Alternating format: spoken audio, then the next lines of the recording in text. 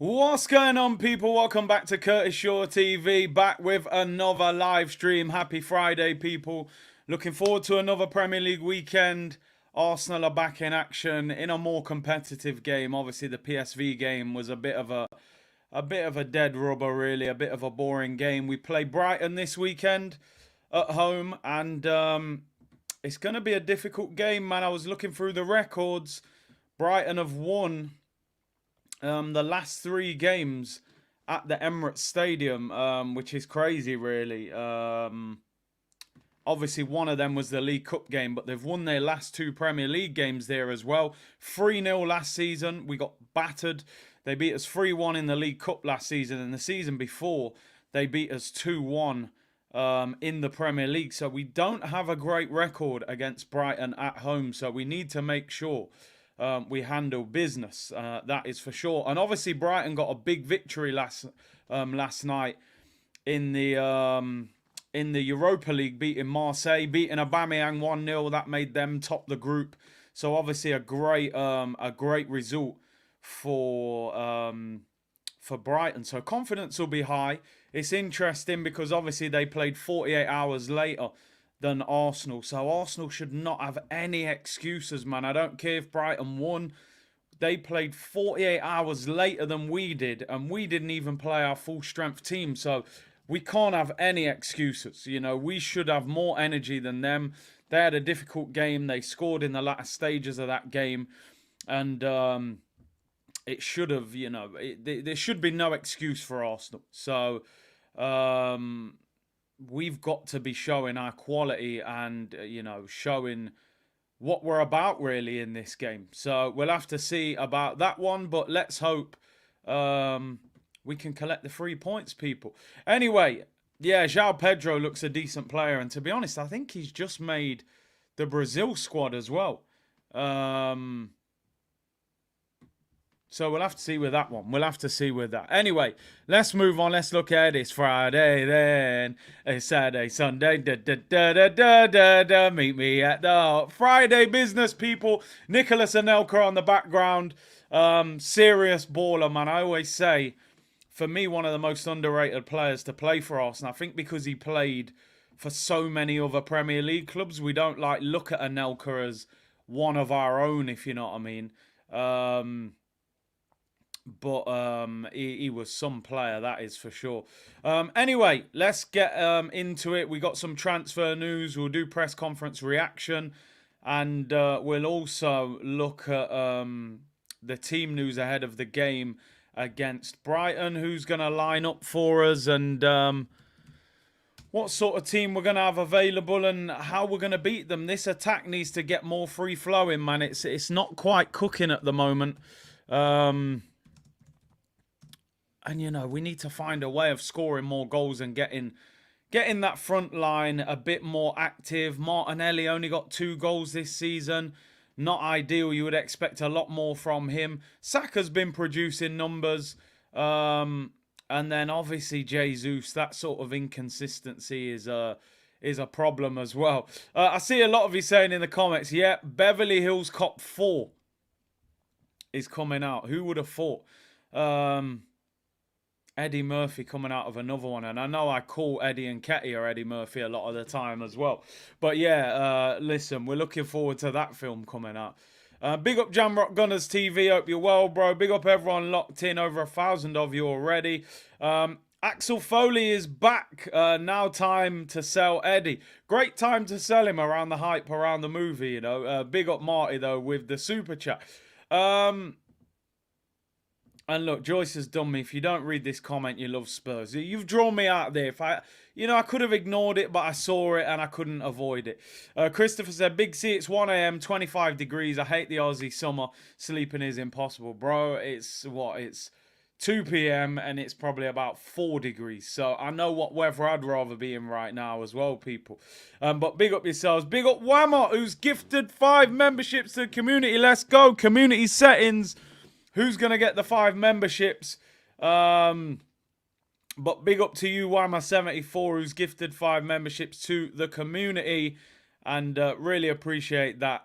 And appreciate the support. Axel Foley, Taggart, Billy, the gang is back. Is the full community back as well?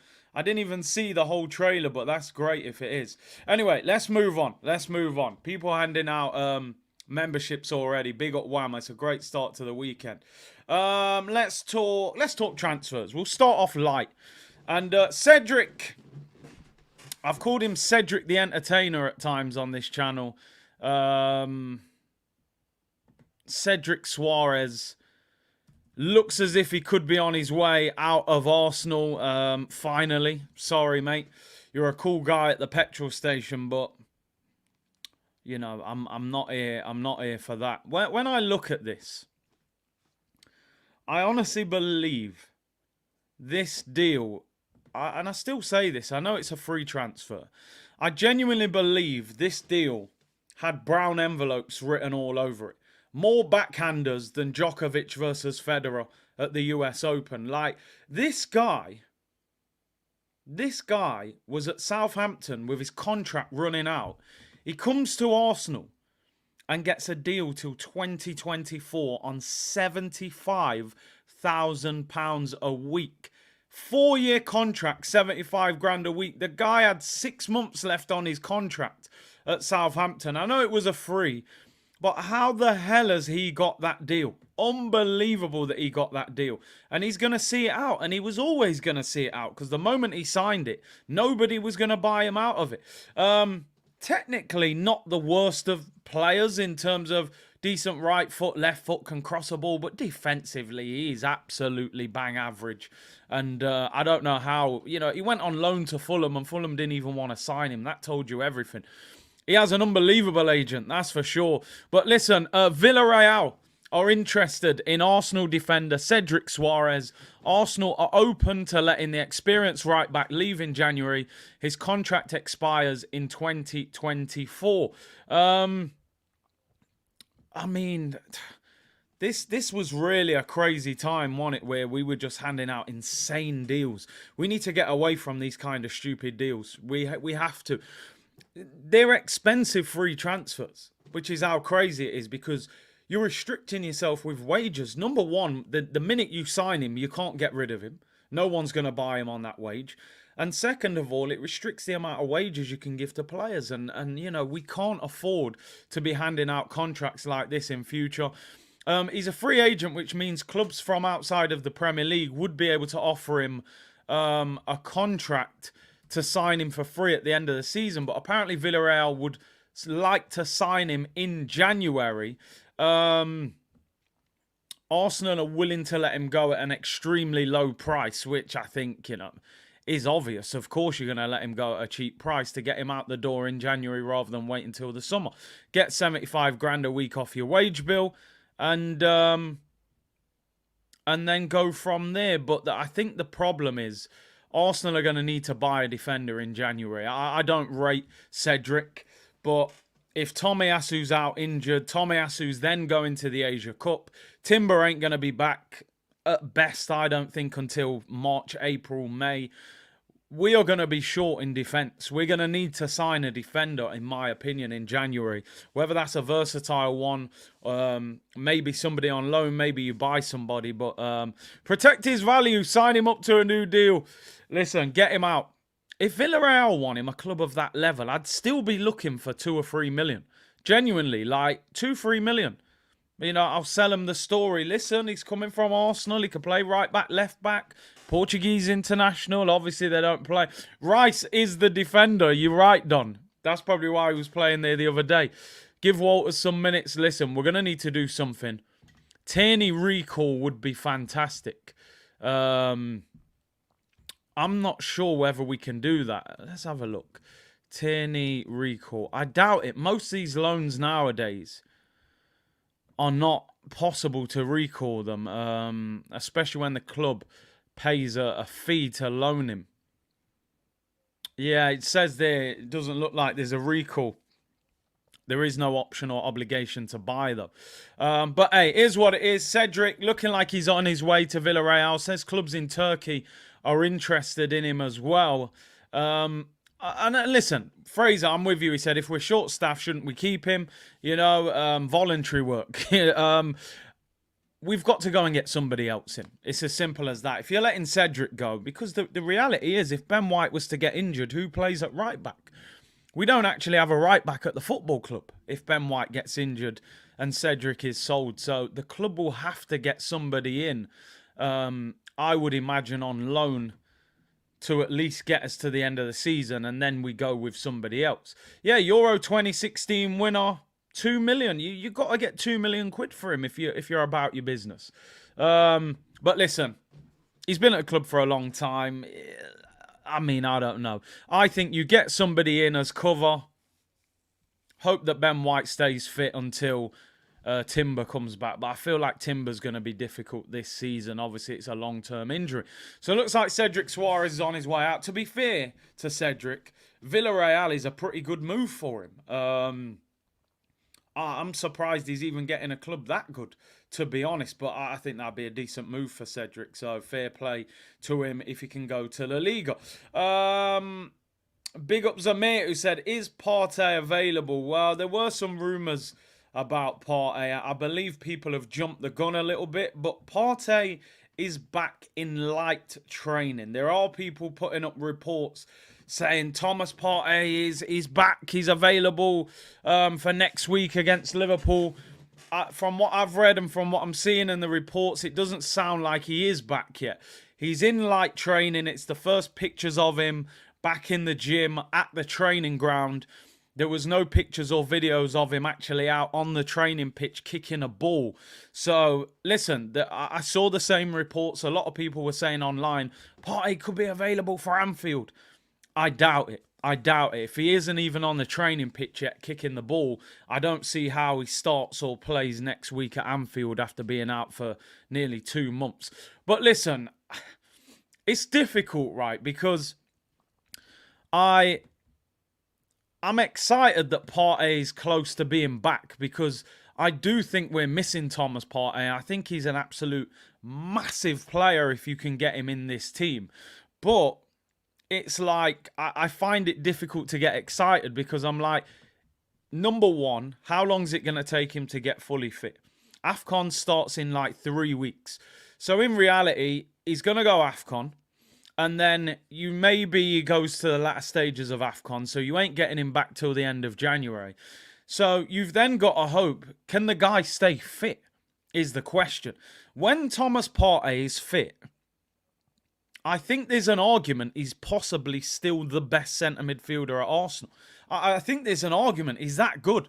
He's definitely as good as Declan Rice. But he can't stay fit. He can't stay fit. He kicked the ball, found out what gender the baby was, and the hamstring was mash up. You're right, Joe. The hamstring was mash up. I said, if we can get Partey fit for the last 3 or 4 months of this season, it will be a huge bonus, despite the frustration I've got with him. Despite the fact I think he'll leave in the summer, because I don't think they will extend his contract. And I know, like Ross said, the last 4 to 6 weeks of last season, he looked like a granddad. But let's not forget, the first 6 months of that season, we were having arguments. This guy could be the best DM in the Premier League. When he's fit and he's in form, he's outstanding. That is the general. If you can get him back February, March, April, May, you can get a Timber back for April, May, you get a new signing or two in January, that would give the squad a massive boost. But you can't rely on him, unfortunately. I haven't seen or heard any of the press conference yet, so I'm assuming there'll be questions to Mikel Arteta. We'll do press conference reaction shortly.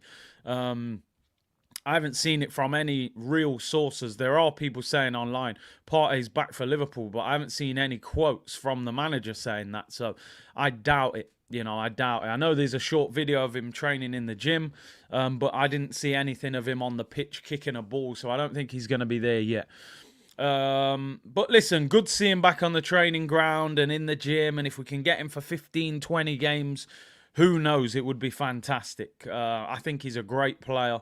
Marcel said he's your version of Thiago. Yeah, like every Liverpool fan knows Thiago's a great player, but he's just, he's made out of he's made out of wet tissue. It just rips apart. Go all out for Fofana from Monaco. We said it before and said it again. It's an absolute no-brainer to get Fofana. It's so sensible that we probably won't do it. If it makes sense. Arsenal tend not to do it. But Thomas Partey back on the training pitch. At the ground. How long will it take him to get fit? Let's see. We're missing key players. It's sad. I know a lot of people are struggling with injuries at the moment, but we're missing Partey, who's arguably our best midfielder. We're missing Tomiyasu, who's been our best fullback this season, in my opinion. We're missing Timber, who looked like an absolute revelation for us in pre-season. So, it ain't like we're missing El Neni, Jorginho, and Eddie Nketiah. Like, we're missing key players, but if we can get some of these back, then we've got a chance of improving the squad at least. Big up Wama, who said, big up Big C, ciao from Dubai. Do you have any inside info on defenders who may be coming in January? I've not seen much in the press, only agent chat and Tony and Dusan. Obviously, there's this talk about Diamande at the moment, which we can talk about quickly. Obviously, Osimhen Diamande, who plays for Sporting Lisbon, is a player that's being linked with Arsenal at the moment. Arsenal are interested in him. It's believed Arsenal were going to go back in for him in the summer. They had an offer rejected for him last summer. I think why they may be rushed on this one is Liverpool are now lurking for him. He's a player that Arsenal wanted to go back for in the summer, but because Joel Matip has done his ACL at Liverpool, there are now rumours Liverpool may look for a centre-back in January, and they're looking potentially at Diamande as well, who's a very, very big talent. He was a beast against Arsenal. He's only 20 years of age, plays for Ivory Coast, absolute beast over there in Portugal. Obviously, he'll be going to AFCON in January, which is a bit of an issue, obviously, for the club who buys him, but very talented player. Sporting Lisbon having a good season at the moment. They're top of the league, and he's obviously part of that team. So the problem you've got, though, is you're looking at 35 to 40 million pounds to get him in. Now, again, the problem for Arsenal in January is going to be how much money can Arsenal spend in January? All we're reading is Arsenal need to sell somebody. Athletic are saying Arsenal can maybe sign one player for a decent amount of money. Anyone else would have to be a loan, a free agent, or would be relying on somebody being sold. So Arsenal are going to need to sell players to potentially get more than one player through the door. Now, I'm a big fan of Diamande. I would take him. I would definitely take him. I suppose what Arsenal are going to have to ask themselves, if they get in a situation where they can only sign one player for a decent value, do you buy a defender? Do you buy a midfielder? Do you buy a striker? What is the greater need to get through the door? Would you sign Diamande? Would you go and get Fofana? Would you try and get a Pedro Neto? Would you get Ivan Toney? What is the greater need for the club, really? That's the situation we've kind of got to work out. I don't see Arsenal spending 30, 40 million on a defender, 60 million on a striker, 35 million on a midfielder. I think he'll be one and maybe another one on loan. So, Diamande, listen, I've seen him a few times for Sporting, so some of you may have watched him more than me. Looks like a real strong, aggressive defender. Wins his headers, tough in the tackle, mobile. Played really well against Arsenal in the Europa League last season, and a lot of clubs are interested in him. So we'll have to see. That's an interesting one. If Liverpool go for him, maybe Arsenal have to put their hands up and let it go. I wouldn't say... Personally, I don't think the centre-back is the biggest priority out of the three. Let's get a poll up. I haven't been putting too many polls up lately, so more polls than an Atlanta strip club, people. Let's get back to business. What is your biggest priority in the January window? Listen, I'm not going to put a goalkeeper. We've got about 10 keepers at the club already. What's the biggest priority for you in January? Do you think we need a centre-back? Well, I'll just put defender, midfielder, or a striker. Biggest priority in January? I personally would say striker or midfielder. Biggest priority in January. Defender, midfielder. There we go. The poll is up, people. Get voting. Let me know. I want to sort of see what you think the biggest problem is. I think when you look at it, I think in defence we could probably get through. I mean, you got Saliba, you got Gabriel, you got Kivior, you got Ben White. You ain't going to have Tomiyasu to probably the end of January. And you've got Zinchenko. That's probably where you're at after that. You know, you don't want to be relying on Cedrics and players like that. In midfield, you got Jorginho and you got Rice. El Nenny's injured. Partey's going to be at AFCON. So we're really short in midfield. And obviously in the attacking areas, yeah, you've got Odegaard, you've got Havertz, you've got Fabio, you've got Smith-Rowe, but none of them are out-and-out centre mids. And then up front, you know, you do have Trossard, you do have Jesus, you do have Havertz, you do have Eddie, but are those guys good enough? I'm desperate to see a striker come through the door.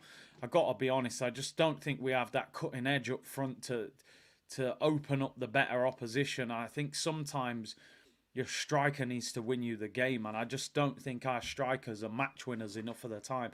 They're more link-up players. And Oz, you're right, we need all three. You know, we need all three. We need a centre midfielder. We're a Declan Rice injury away from an absolute crisis. But so, yeah, I mean, ideally, we need at least two of them, but we'll see. Let's hope Santa Claus can do something for us, you know. Maybe, listen, like I said the other day, I think we're going to have to sacrifice a decent squad player to bring in more than one of them. If you said to me now, you've got to sell one of your goalkeepers, you know, Ramsdale, it would have to be. If you had to sell Ramsdale to get Tony, I'd do it. If you had to sell Smith-Rowe to get him, you sold Nketiah or you sold Fabio, I would sacrifice. I'd let one of those guys go to get a bigger priority through the door. Sky Touche said, go to Juve with a bag full of cash, get Dusan, then Fofana, and in the summer get Bakayoko. Kill a team to defend the Prem or the Champions League. I mean, the thing I always say, I've said it before, Dusan doesn't want to leave Juventus. He's still got a few years left on his contract. He's one of their record signings. He's their main striker. I think they're third at the moment in Serie A. There's no financial issue with them at the moment. It said in the summer there was financial problems. There isn't at the moment. I don't see any reason. I mean, Juventus are second. I don't see any reason why Juventus would sell Dusan Vlahovic. The player doesn't want to go. The finances seem to be in order. I don't think you can get Dusan. And, you know, and is he even the answer anyway? But maybe he is, maybe he isn't. But I just don't think there's any willingness for Juventus or the player to do a deal. So I wouldn't go anywhere near him. If he came to Arsenal, he'd be here for the wrong reasons. Go and get yourself a Tony or an Osimhen or somebody else. A lot of people saying Sesko's been impressive. I honestly haven't seen enough of him, really, to get him. So, but I hear you. Listen, I like the fact you're looking at potential strikers. 1,500 of you in the chat already. Great support. Make sure you like the video. Subscribe if you haven't already. Share the content around as well. Christmas coming up. And a lot of football coming up, which is one thing I do love about the Premier League. A lot of other leagues around Europe, they have their winter break and don't play football. It would be quite boring if the Premier League did the same. I do enjoy the festive period. You play a lot of games. You tend to play every 3 or 4 days. Let's talk strikers. I've got a great striker on the green screen behind me, Nicolas Anelka. Still to this day, one of my favourite ever Arsenal strikers. But what striker are we potentially going to be going for? Yeah, I think we're all Forest fans tonight, of course, as they play against Nando's FC, a.k.a. Topspur. But anyway, let's talk about the man, Victor Osimhen, people. Victor Osimhen, it was announced yesterday. Victor Osimhen has signed a new contract until 2026, which sent panic and shockwaves throughout the Arsenal and the Chelsea fan base. Oh no, he signed a new contract, we can't get him. But then we read the full details. Fabrizio leaked the full details. And actually, I think it's a positive for anybody that wants to sign him. I think this is actually better than the situation that we were in before he signed this contract. I say we, I might be completely out of it here. And maybe we've got no chance of getting him. I don't know. But what I'm saying is this. Osimhen had no release clause on his contract, which would have meant whatever Napoli want to throw out there is what someone would have had to pay. Now, he's extended the contract, but the release clause is 130 million euros, right? The release clause is active from the summer. I've just typed it in. It's 111 million pounds. It's only 6 million more than what we paid for Declan Rice. Let's be honest, a gunman goal scorer is going to cost you more than a DM, right? 24 years of age, one of the best strikers in Europe that's probably available. Release clause is far better. Remember, we're talking about Edu. I said before, Edu, them man are not going to be able to negotiate with Napoli. They want too much money up front. They're ruthless when it comes to negotiations. You go there, you pay the money, you take the player. No conversation, no nothing, take the player.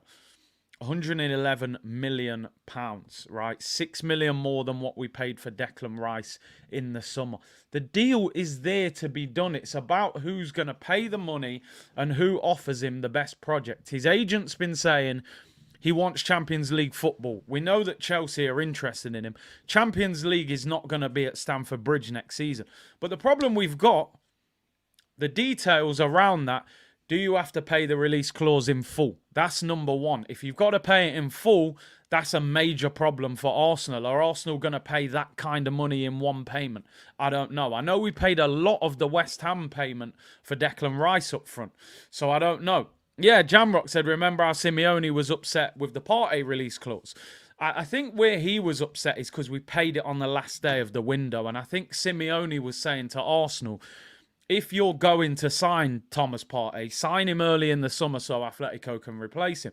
We signed him an hour before the window closed. They had no time to replace him. But who cares?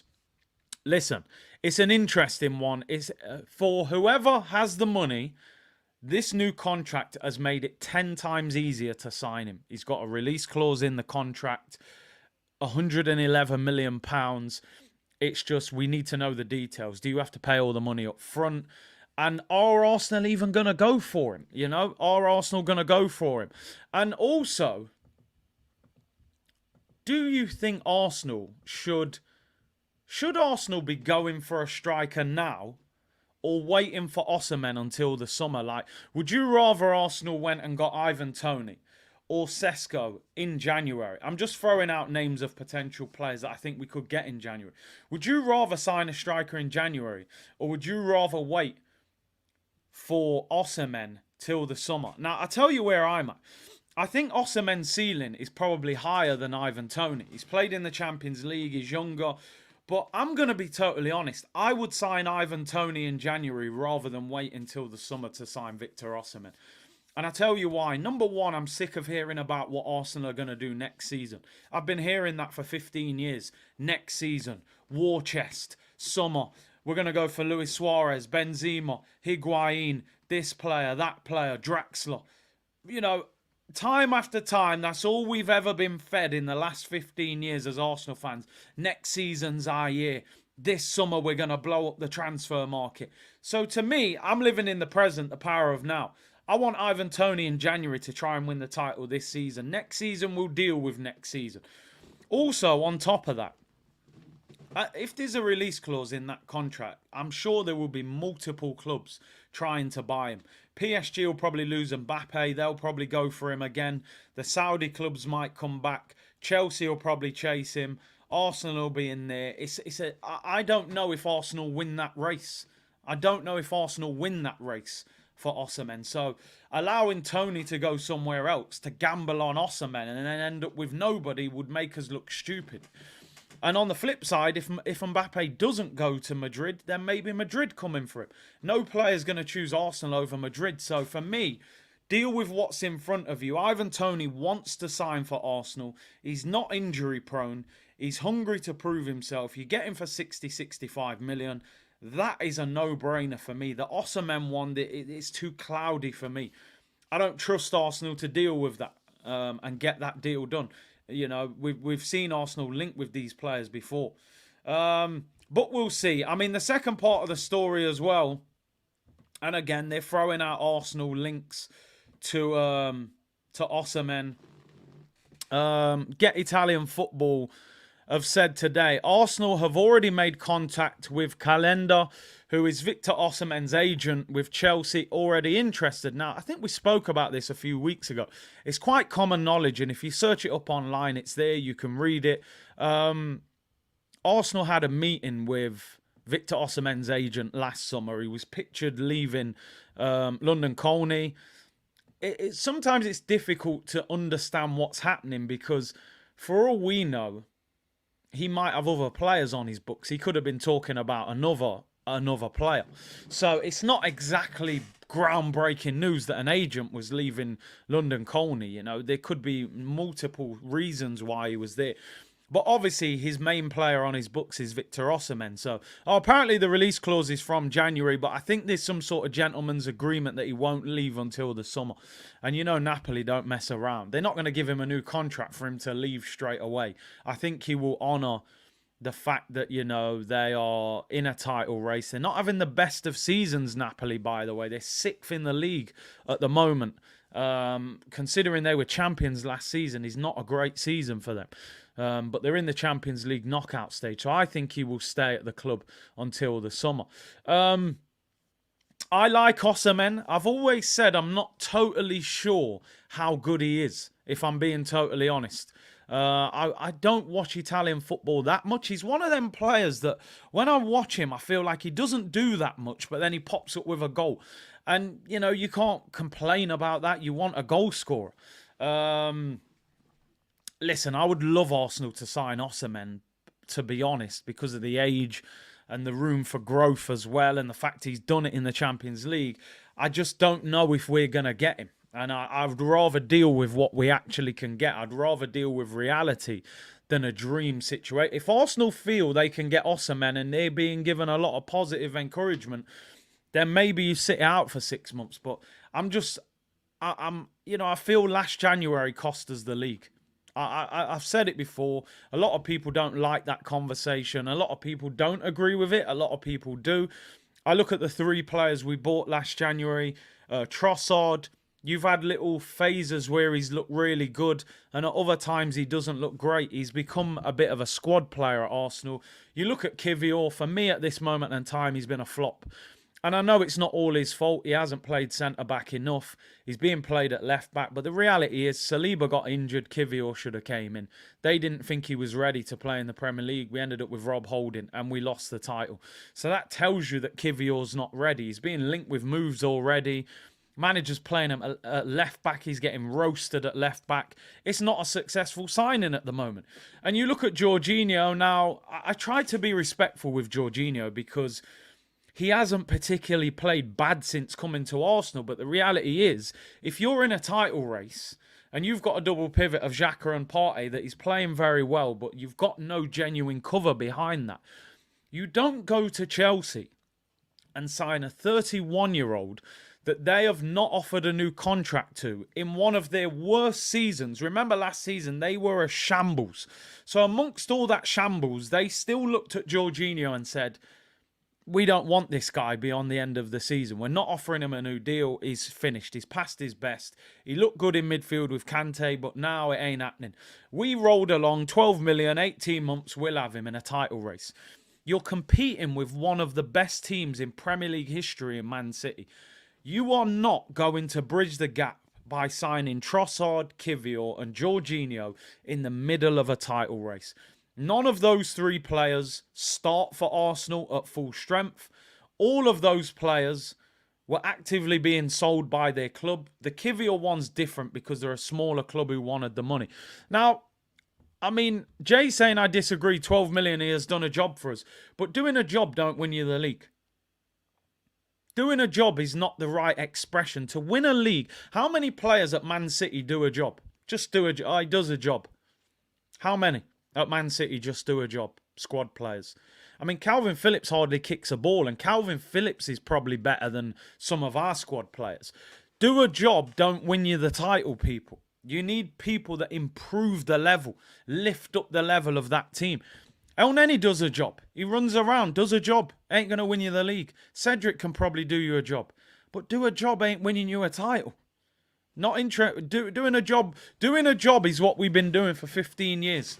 And that's why we haven't won the league. 2 decades we've had, he can do a job, players. Scalacci, he can do a job. Mustafi, yeah, he'll do a job for you. Oh, you need a midfielder, Jorginho, yeah, he'll do you a job. Yeah, it ain't a gardener we're getting here, you know. I ain't a painter and decorator and a plumber. Yeah, can you paint the kitchen for me, mate? Yeah, he'll do the job. We need better than a job. A job, yeah, bottle job. You're right, Nimbo. We're signing bottle jobs. We're signing people who've won trophies elsewhere, and we're buying them when they're not good enough to win trophies anymore. We need better. We've got to demand more. Don't accept Jorginho in the middle of a title race. Don't accept Mohamed El Neni new contract because he's good around the dressing room. Them standards need to be lifted. That's the only way this club will get back to the top, if we demand more. Now, I always say, we can't dictate what the club does, but we can influence it. They look what's being said online. They look at the reactions when things happen. So when they sign Jorginho, and their media guy goes online, right, let me just go on Twitter. Right, this Arsenal account's got 1 million followers. And what are they saying about Jorginho? Oh, they're saying, oh, he won the Ballon d'Or and he'll do a good job, a good squad player. They'll go, all right, there you go, Stan, you've got away with it. You spent 12 million, they're lapping it up online. Right, we'll give El Neni a new contract because he's good vibes. He's always smiling. Mikel gets on really well with him. Right, what are they saying about El Neni? Oh, they think he can do a good job for us and they love his attitude. There you go, Stan, you've got away with it again. But if you put pressure on them and you go crazy and you say, why the hell is El Neni getting a new deal? He should have left this club years ago. He should be playing for Bournemouth. Then they go, oh, I'm under pressure. They're not happy with that. Oh, we've signed Jorginho. Oh, they're going crazy again. They're saying, why we signed this washed-up guy from Chelsea who got, nominated for Ballon d'Or 5 years ago. Oh, they're not happy with that one either, Stan. You might have to make a big signing here. We're under pressure. You got to put pressure on them, people. I'm telling you. The toxic positivity at times is worse than negativity. There has to be a balance. I'm not saying just be negative for negative's sake. That's not the way. But accepting nonsense will allow this club to just tick over without winning the league. Because at the moment, the Kroenkes are in the perfect position for them. They're spending money. They're not going crazy, but they're spending money, right? But remember, the club is earning this money. This ain't coming out of their pocket. So they're spending decent money in the window. We're in the Champions League spot, right? We're in the Champions League spot. So the club now are making really good money. Champions League football, sponsorships are up, selling out every game, merch is going through the roof, and they're spending just enough money that they don't have to go in their own pocket. We're not quite winning the league or the Champions League, but we're good enough that we're going to probably get top 4 for the next few years. They're in their perfect situation right now. No one's talking about the owners. They're doing just enough to keep the fan base off their back. But what we got to do, we got to keep pushing them. We got to keep putting pressure on them and say, listen, okay, thanks for the 200 million last summer and Declan Rice. Now what? We need to win the league. We haven't won the league for 20 years. You don't stop now and start handing out crumbs now. I want the title. Keep pushing them. I'm telling you, people, I know I'm going on a little bit here, but this club needs to demand the title. We need to win the Premier League and stop accepting also runs. The fan base pushed Wenger out of this football club for top 4. Top 4 wasn't acceptable. The fans were protesting. We're sick of getting top 4. We're not winning no trophies. We can't now sit there and just go, oh, I'm happy to be back in the place that we weren't happy with before. Got to push them. We need a striker, buy a striker. You're one of the richest clubs in the world. Why can't you buy a striker? FFP, sell someone then. Edu, do your job. Sell Smith Rowe. I like Smith Rowe, but sell him. 35 million West Ham. Get rid of him. Fabio Vieira, get rid of him. Sell him back to Porto, half price. Give us 17 million. Ramsdale, he ain't going to kick a ball. Get rid of him. 35 million, Chelsea. Their goalkeeper just got injured. Raise the cash. 2 sales. That gets you Ivan Toney. The 40-50 million you add anyway, go and get Fofana. You drop Fofana and Toney in this squad, there's a good chance we can win the title. Good chance, because they're game changers. They're not Jorginho's, they're not Kivior's with his twerking girlfriend, and Jorginho with 17 pace. Go and buy genuine players that lift the level of the club. Right, there we go. I'm going way off topic here, by the way, so let me get back to it. Highly Wanted Criminal said, brought in this team, Curtis, we're a defensive team. We need a defensive enforcer in the middle next to Rice, given that Napoli extended. No, but listen, the contract has a release clause. It can still be bought. Big up Matt Southern Morning, Curtis, brother. Osimhen is injury prone, and you know that spills doom. We'll end up with Leonardo from relegated Santos, and the good brother Tony will be on to better things. The thing is, Arsenal sign any player with an injury record. You get him on that car park pitch.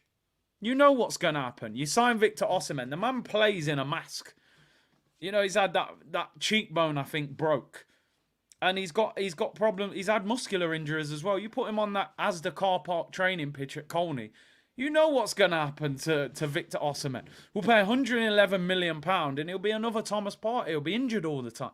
That's my worry with Osimhen. But big up to you, Southern Gooner. Canadian Gooner said, rather get Boniface or Luis Openda, both ballers. I haven't seen much of that Boniface. I hear a lot of people hyping him. I've seen some of his highlights. Don't know too much about him. Sky Touche said, Tony is overrated and old, scored 11 penalty kicks. Bro, let me ask you a question. Do you care how the striker scores the penalties? I watched Haaland's goals at that Ballon d'Or Awards. What do you get, 50 goals? I think he scored 3 goals from outside the penalty area. Nearly every one of them was a tapping. Couple decent ones, obviously. I don't care how you score. Penalty kick ain't an open goal, ain't a tapping. He got 20 plus goals playing for Brentford. And old, the man's 28. Are we writing off 28-year-olds? We signed Jorginho last January, he's 31.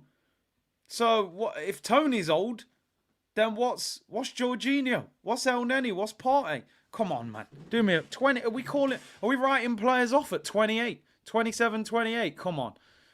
He's better than what we've got.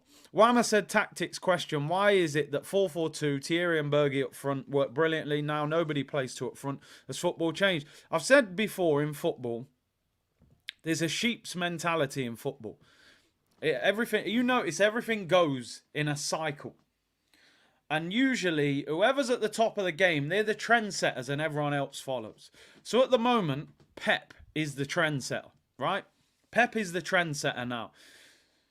So Pep at Barcelona was like, yeah, we're not playing with 2 strikers, 4-3-3. We're going to absolutely dominate you in midfield, right? Everyone started playing 4-3-3 with 1 striker. But remember, Leicester won the title playing 2 up front, Jamie Vardy and Okazaki.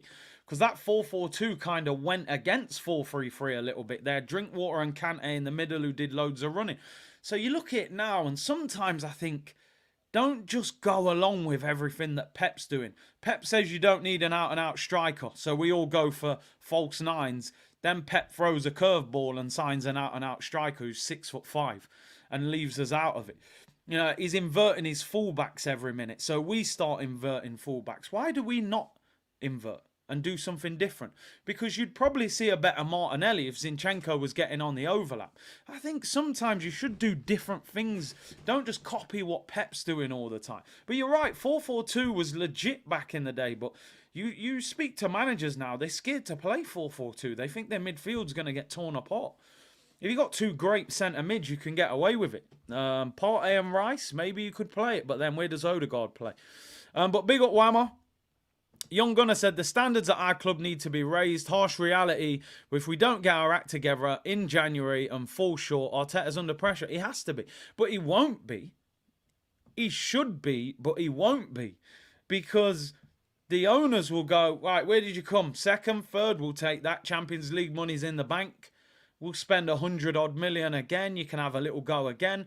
Fans aren't on our back. Oh, by the way, I've got to go, mate. We're in the NBA playoffs over there. Luka Jokic. What's his name? Not Luka Doncic. Nikola Jokic. We're going to watch the NBA playoffs.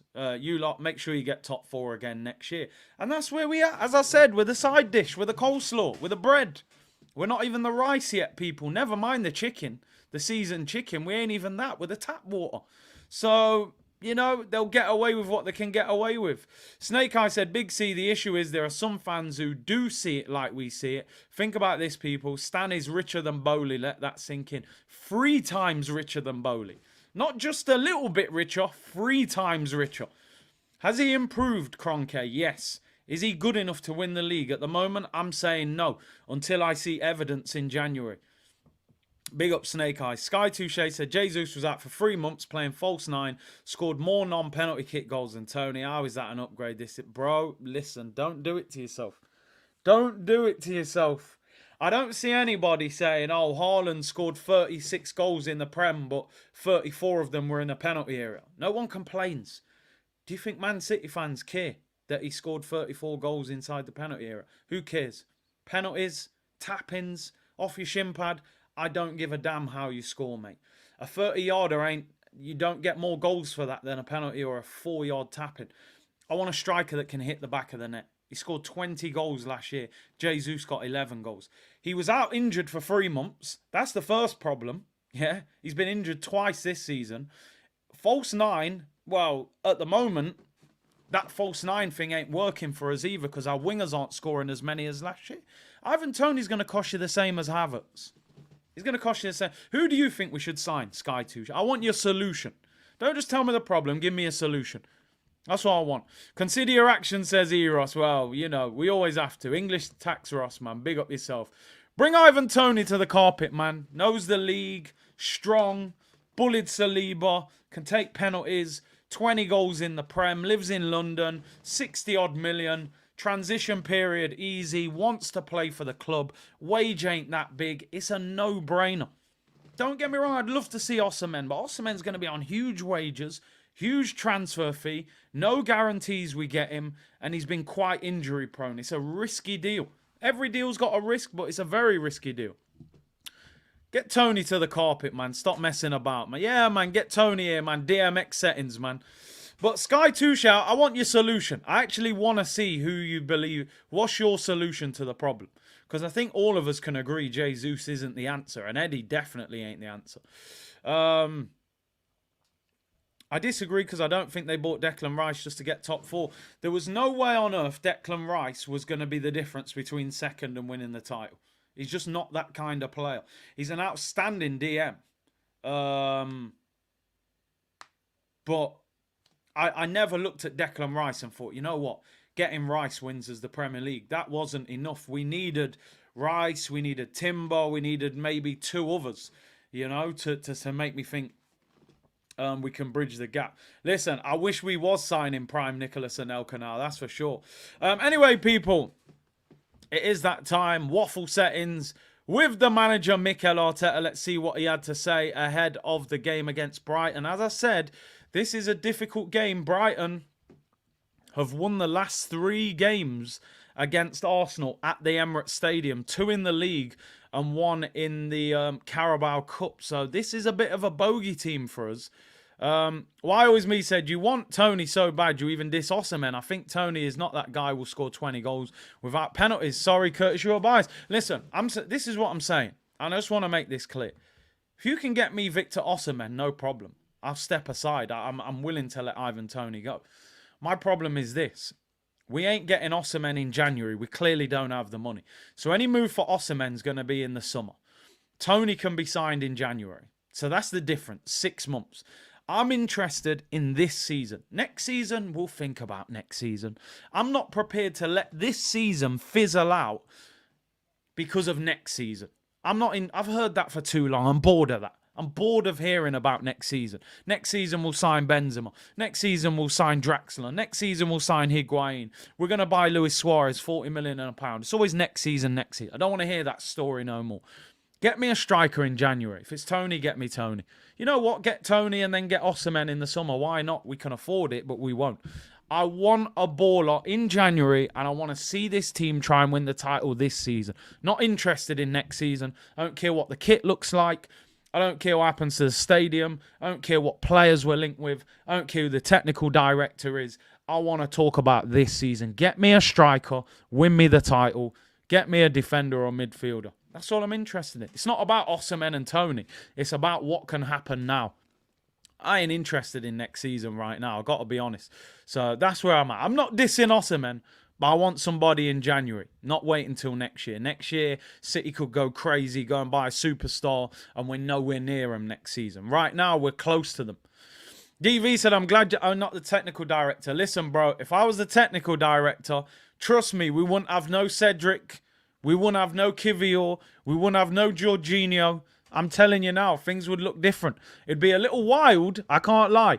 But anyway, let's get into waffle settings. With the Cone Man himself, Mickey Rose. Cone Man music. He's smiling. He's all smiles. It's been an interesting week, really, hasn't it? We got beat to Villa, drew with PSV. All of a sudden, if we don't get a good result tomorrow, you're saying, wow, that's a bad 7 days. You know, so we're under a little bit of pressure. You know, Brighton will be flying high. They won the group last night, beat Marseille. It's a tough game. Tough game. Can't be underestimated how difficult this game's going to be. Let's hear what he had to say. On his FA charge being cleared, this was after the Newcastle game. They've now cleared the charge, whatever that means.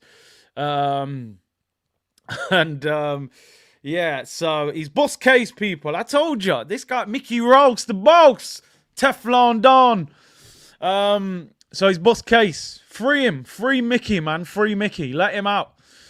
He's out on bail. No more AirPod Albert. He said, basically saying that managers need to be able to speak with freedom when they're emotional. On the referees explaining why Kai Havertz's goal wasn't given against Villa, he said the handball, anything that happens in the box has to be clear. Unfortunately, today it's difficult to understand because there are so many things that can happen. We're in the direction to resolve that. We're all eager to resolve that. Coney's fresh home, man. Coney from Spanish Town, fresh out, people, I'm telling you. That's why he's all smiles in this press conference. Freedom. On Rebecca Welsh becoming the first female referee on December the 21st. So I believe on the 23rd of December, Rebecca Welsh going to be the first female referee to take charge of a game. And then I think it's the 26th of December. It's going to be the first black referee in, I think, 15 years. Listen, I always say, I don't care what the referee is or looks like. Just make sure they are competent. Because the refereeing standard in this country is nothing short of embarrassing. And VAR is even worse. VAR, you've got 4 people in a room who can't get the right decision. So to me, I don't care, man, woman, black, white, whatever. Just make sure you're good at your job. But that's all I'm interested in. On our ability to respond to defeats, he said, we will try our best. We love winning. And the team is desperate to do anything it takes to win. We showed that against Villa. In my opinion, we were the better team, should have won. We will try again against Brighton, who will make life very difficult. We need a win. We need a win, people. Trust me. The PSV game, 1-1, cool. That group was done. Not losing was important. But we've lost to Villa in our last league game. And that was a bad loss. We missed sitters in that game. This is Brighton at home. Bear in mind, our next game is Liverpool at Anfield. If they don't win this, you're talking about 3 Premier League games in a row.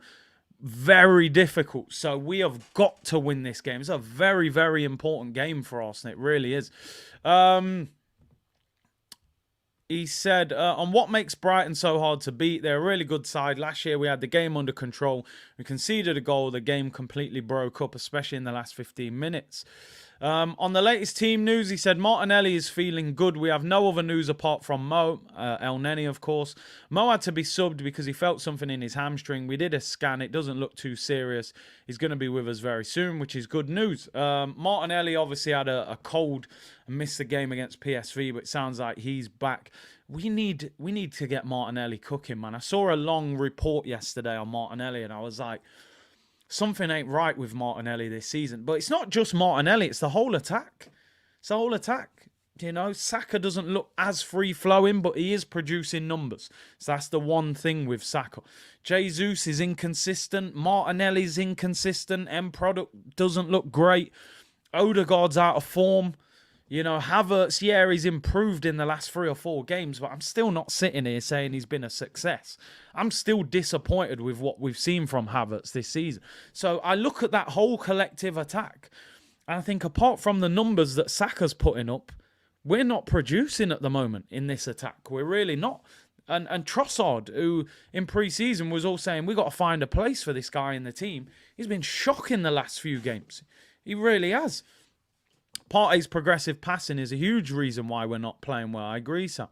Let me get through this. On the importance of a win against Brighton with Liverpool coming up, said every week in the end, We play against every team. The schedule is what it is. Yeah, it's not rocket science. On what he has made of Brighton's start, they've been really good. I think they've taken to another level playing European football. They've been successful. You see last night what they did. Huge credit for them, Roberto, and the coaching staff. On the ideas he presented to the FA, he said that was a private meeting. I cannot explain it. On if players should be more honest about referees, he said the players have a lot of things they have to do. Let's not put more on their plate. On what Brighton have done that caused us problems, he said they are really good. They have good players. Their efficiency in football is key, and they were more efficient than us. On if he would make the comments again after Newcastle, he said in life it's too easy to do that. It was done, and I defended my opinion. Terrible press conference. On his and De Zerbi's passion for the game, he says we lived the game. When I was a player, it was very similar. Everybody has their own way of talking and thinking. Let's skip it. On the job De Zerbi's done, he said, I know him. I've spoken to him a few times.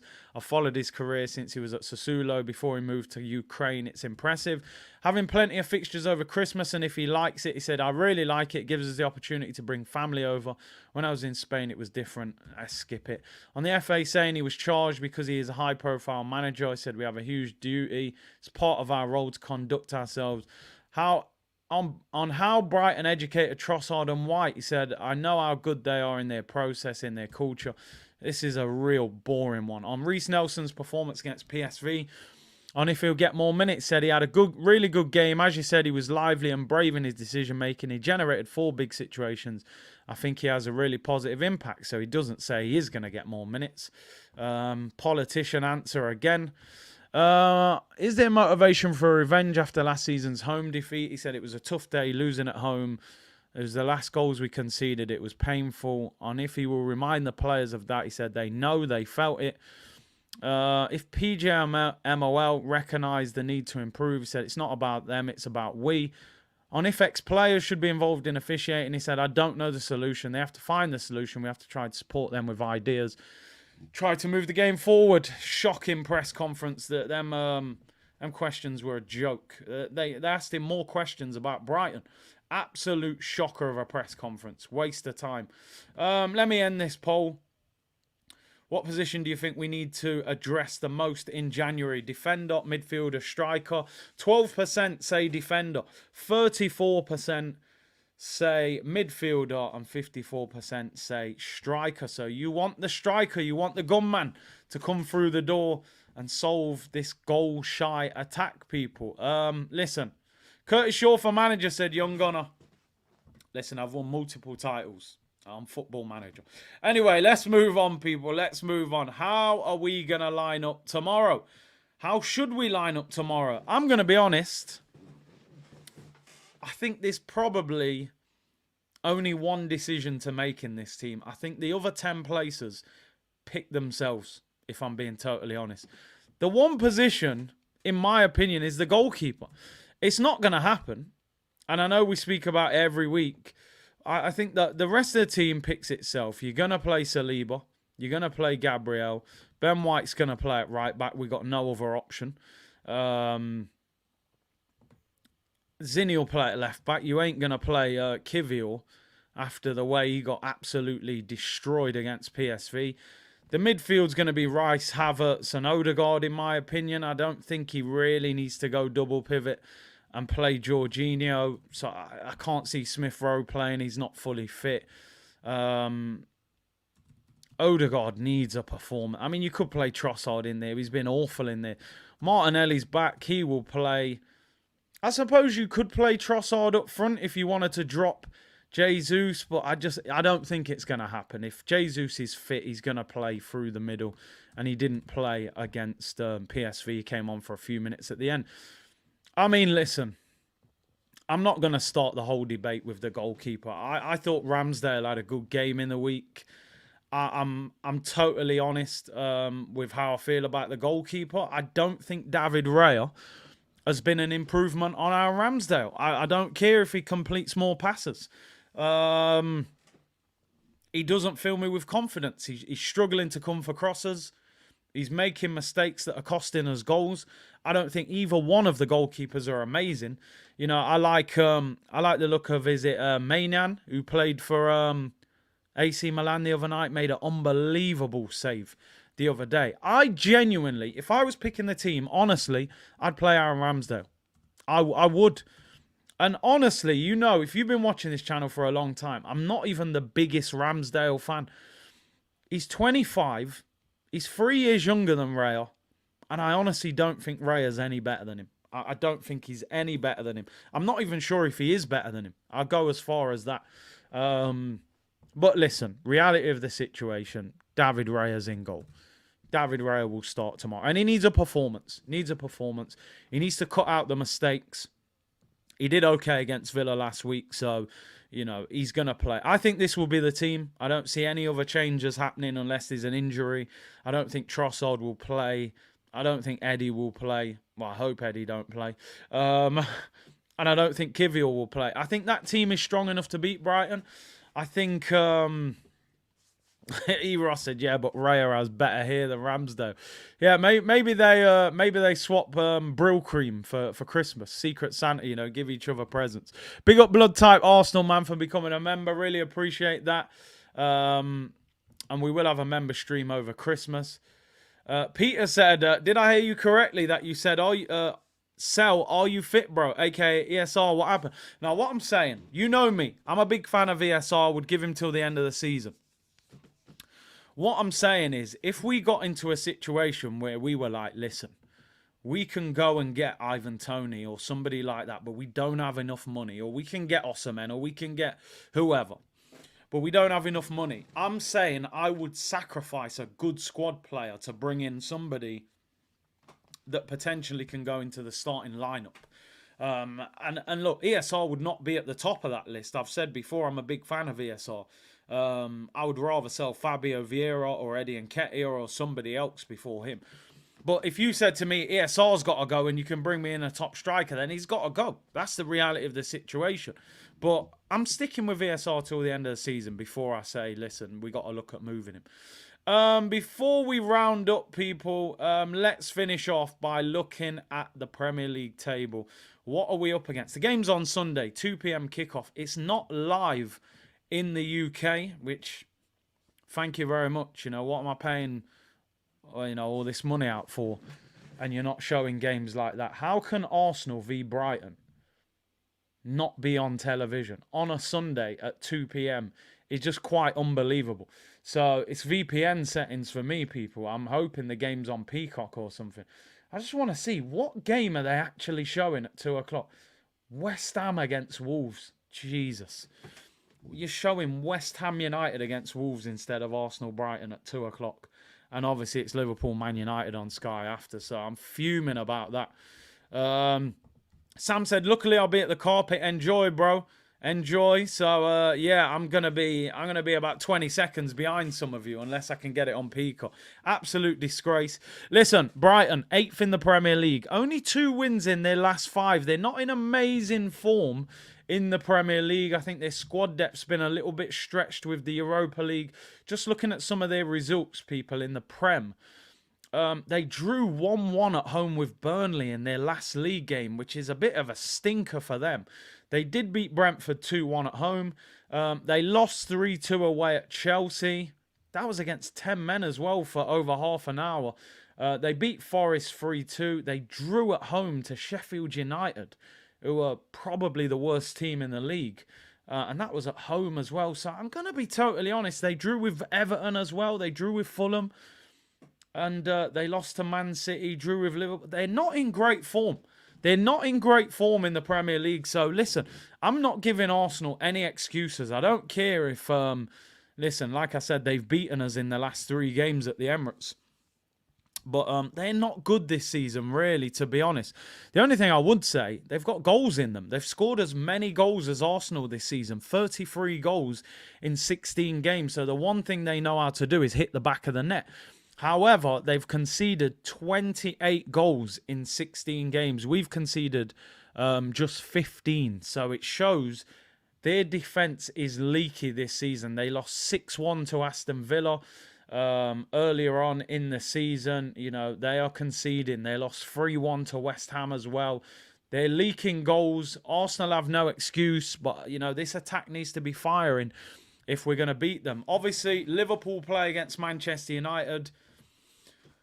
You know, we could do with United taking points off them, but no Bruno, no Maguire, Rashford's ill. I don't see any chance for Man United there.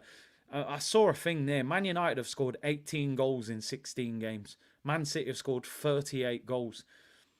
They're 20 goals behind the top scorers already. I think they're going to get smoked by Liverpool.